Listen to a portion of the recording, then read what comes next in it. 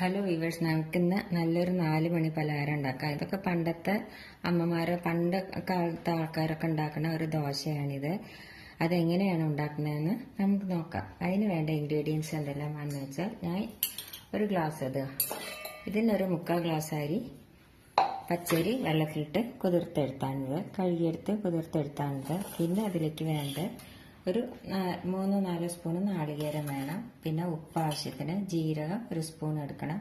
പിന്നെ 2 ചെറിയ ഉള്ളി വേണം. പിന്നെ ഒരു സവോളയുടെ പകുതി വേണം. പിന്നെ ഒരു 2 ടേബിൾ ഇതിന് 2 സ്പൂണ് ചോറും വേണം. ഇനി എന്താ നമ്മൾ ചെയ്യേണ്ടതെന്ന് വെച്ചാൽ, നമുക്ക് ഇതെല്ലാം കൂടിയിട്ടൊന്ന് അരച്ചെടുക്കാം. മിക്സിയുടെ ജാറ് എടുക്കാം. ചോറ് ഇതിലേക്കിട്ടു. ചെറിയ ഉള്ളിയുടെ മണം നിങ്ങൾക്ക് ഇഷ്ടമാണെങ്കിൽ മാത്രം ചേർത്താൽ മതി. പക്ഷെ അതിൻ്റെ മണം നല്ലൊരു മണമാണ്. ചെറിയ ഉള്ളി ഇട്ടാൽ നല്ലതാണ്.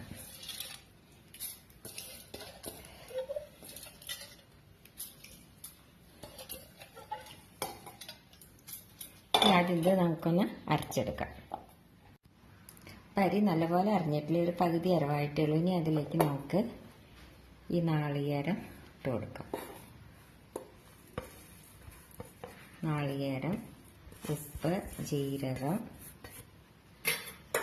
പിന്നെ ഈ ചോറ്,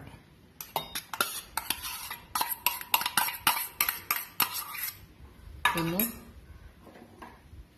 ചെറിയ ഉള്ളിയും കൂടി നമുക്കൊന്ന് ഇട്ട് കൊടുക്കാം അതിലേക്ക്. ഇത് നമുക്ക് നല്ലപോലെ ഒന്ന് അരച്ചെടുക്കാം. അപ്പം നമ്മുടെ മാവ് അരച്ച് കഴിഞ്ഞ് അത് നമുക്കൊരു പാത്രത്തിലേക്ക് മാറ്റാം.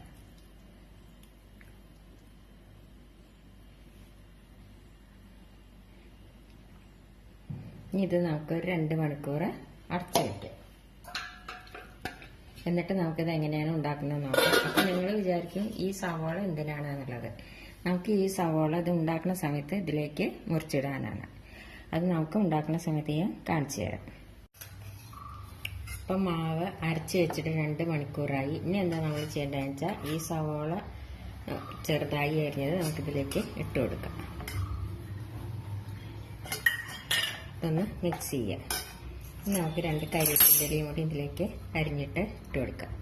ഇനിയിപ്പോൾ കരിവേപ്പിൻ്റെ ഇല അല്ലെങ്കിൽ ചിലർ ഇതിൽ മുരിങ്ങയുടെ ഇല ഇട്ട് കൊടുക്കാറുണ്ട്. ഞാൻ അപ്പോൾ ഇതിൽ കരിവേപ്പിൻ്റെ ഇലയാണ് ഇട്ട് കൊടുക്കുന്നത്. അത് നിങ്ങളുടെ ഇഷ്ടപ്രകാരം നിങ്ങൾക്ക് ചെയ്യാവുന്നതാണ്.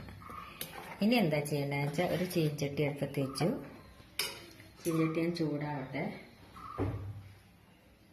ഇനി അതിലേക്ക് നമുക്ക് കുറച്ച് എണ്ണ തേച്ച് കൊടുക്കാം. ഈ സവോളയുടെ ഇങ്ങനെ മൂട് കട്ട് ചെയ്തിട്ട് അതുകൊണ്ടാണ് ഞാൻ എണ്ണ തേച്ച് കൊടുക്കുന്നത്. ഇനി നമുക്ക് ചീഞ്ചട്ടി ചൂടായി അതിലേക്ക് നമുക്ക് ഈ മാവ് ഒഴിച്ചു കൊടുക്കാം.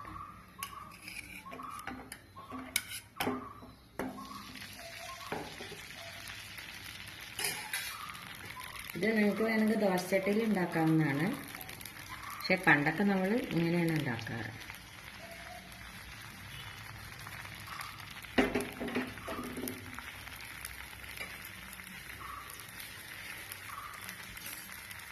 ഇതിൻ്റെ 4 ഭാഗം കുറച്ച് എണ്ണ ഒഴിച്ചു കൊടുക്കാം.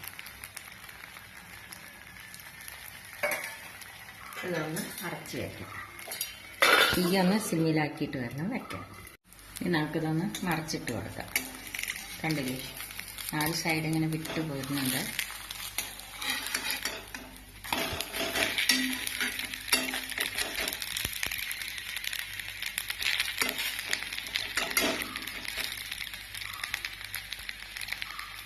ഇനി നമുക്കിത് വാങ്ങാം.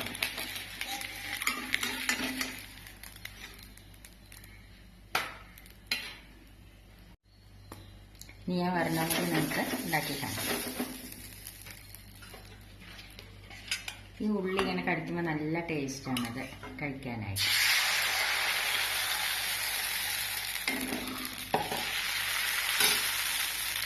പണ്ടുള്ളവർ അതിന് ചീനച്ചട്ടി പറഞ്ഞെന്ന് പറയും.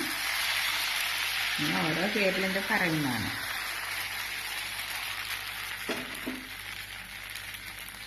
കുറച്ച് എണ്ണ 4 ഭാഗം നമുക്ക് ഒഴിച്ചു കൊടുക്കാം. ഇത് അടച്ച് വയ്ക്കാം.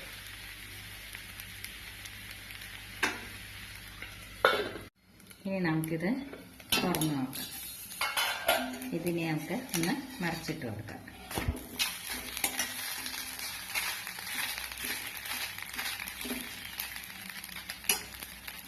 ഇനി നമുക്കിത് വാങ്ങാം. അതേമാതിരി നമുക്ക് ബാക്കിയുള്ളതും കൂടി ഉണ്ടാക്കിയെടുക്കാം.